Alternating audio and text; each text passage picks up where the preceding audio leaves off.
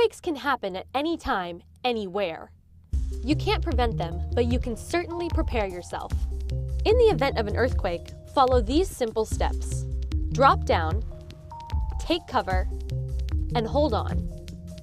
You can improve your safety and readiness by securing loose items beforehand and by having an emergency box of supplies ready to go. This should include water, non-perishable foods, and first aid supplies. Being prepared for an earthquake is just one way to ensure your safety. And remember, drop down, take cover, and hold on.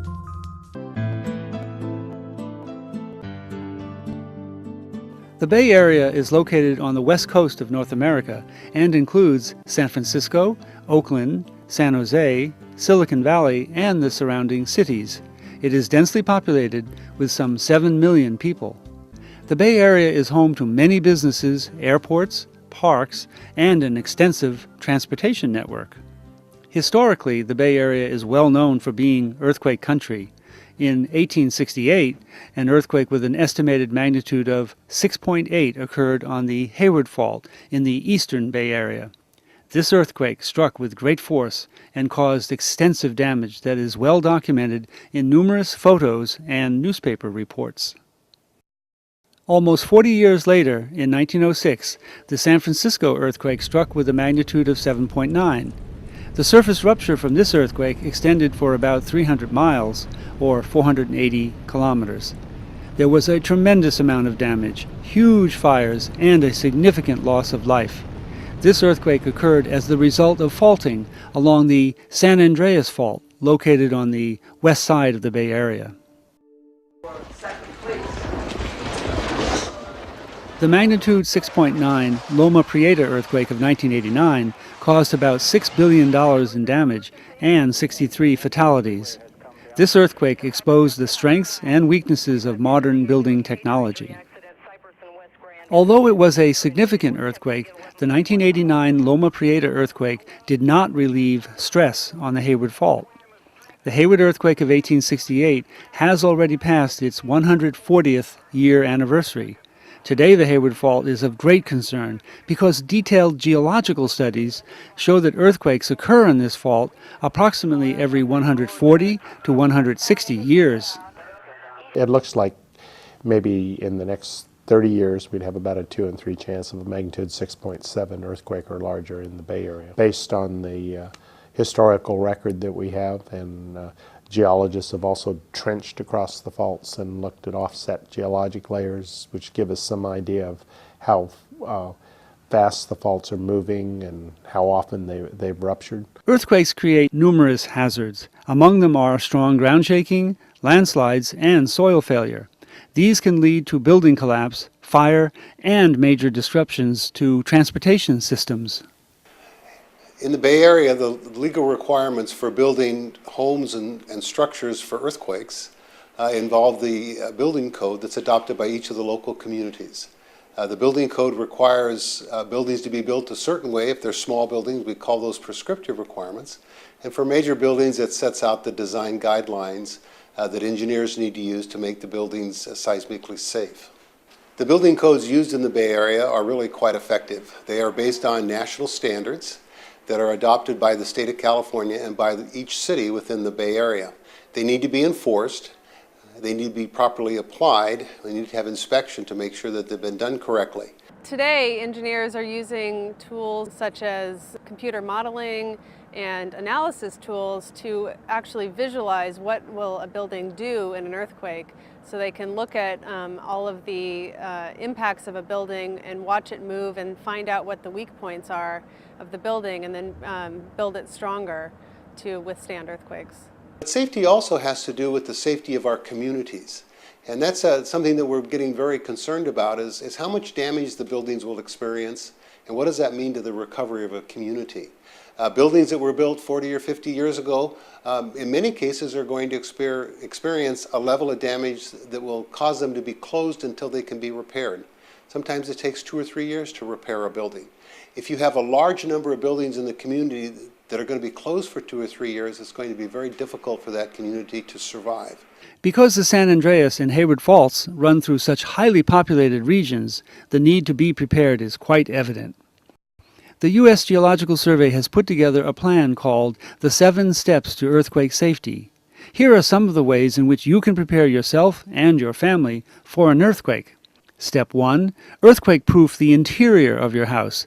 This includes securing bookshelves and other top-heavy furniture to the wall, strapping down large electronics, securing your hot water heater, and knowing how to shut off your home's natural gas line. Step 2. Pre-select a meeting place for your family, as communication by telephone may be limited or impossible after an earthquake. Step 3. Make a disaster preparedness kit and store it in an accessible location. Information on what to include can be found on the Red Cross website. Step 4. Identify your home's potential weaknesses and fix them.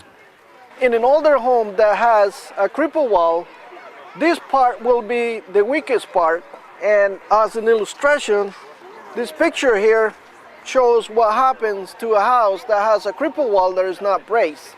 One thing that an older house that has cripple walls, it's a very cost-effective retrofit to just put some plywood on those walls, get the good bolts into the foundation, and you've made that house pretty much as good as new. Step 5. Plan how to protect yourself during an earthquake wherever you are. The next earthquake could strike at any time. Step 6. After an earthquake, check for injuries and damage. What we're demonstrating today is how to shut off your gas in the event of a major earthquake or any incident that involves natural gas. If you go home after an earthquake or any incident and you notice that any of those 4 are moving, that indicates a large quantity of gas is leaking somewhere and it's a reason to turn it off. Find the pipe which is coming up out of your ground to your meter. It's going to have a valve on it. It looks just like this. Straight up and down means that the gas is flowing because it's going upwards out of the ground. Take your wrench, move it a quarter turn so that is now perpendicular with the pipe. That indicates that the gas flow is shut off. You're good to go. Step 7. When safe, continue to follow your disaster preparedness plan. The USGS Earthquake website is quite a popular site. We have a lot of earthquake information there. Earthquake.usgs.gov is an entry point for information about earthquakes that have just occurred. If there's an earthquake anywhere in the U.S., within a very few minutes, there's a lot of information posted on that website. The San Francisco Bay Area is a really great place to live, but it's also earthquake country. And we know that there's a 2 out of 3 chance that there's going to be a large damaging earthquake in the next 30 years. Fortunately, there are a lot of things that you can do to protect yourself and your family. Now is a really good time to prepare for the next big earthquake.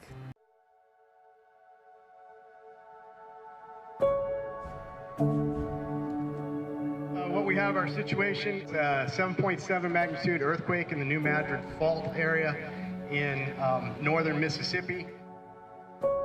So this is an example of a casualty receiving center or exercise, and it would be similar to what we might do after real events like the earthquake in Haiti. My role is just to ensure that the staff and everybody responding is following safe procedures and just to ensure the safety of the entire crew. It's a really good experience just to know what could potentially happen in real life. So I've been really glad to be a part of this and to be able to see the teamwork involved.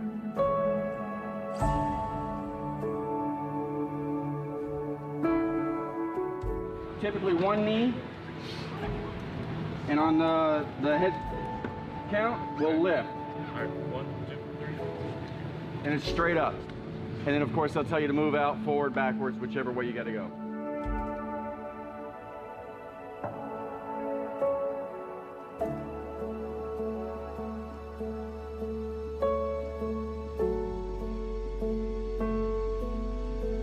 This exercise has helped open our eyes to the trauma and the psychological impact that the family members might be experiencing, trying to locate family members. My responsibility is to scan the patients as they come in so that we'll be able to track them from the time of their arrival and make sure they get to the specific hospitals that they're being directed to.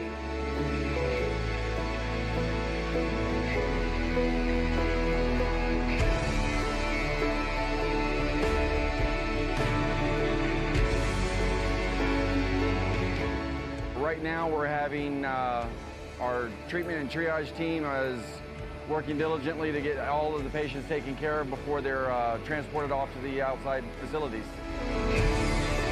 Came here just as an observer initially, but I got to get pulled in as a patient transporter, and so got to go on the plane, see a lot of the casualties, seen a lot of teamwork here, and it's been a really good experience. That's one of the biggest things about something like this. This is a good news story showing how we support the community and support the nation at large, and we want the word to get out.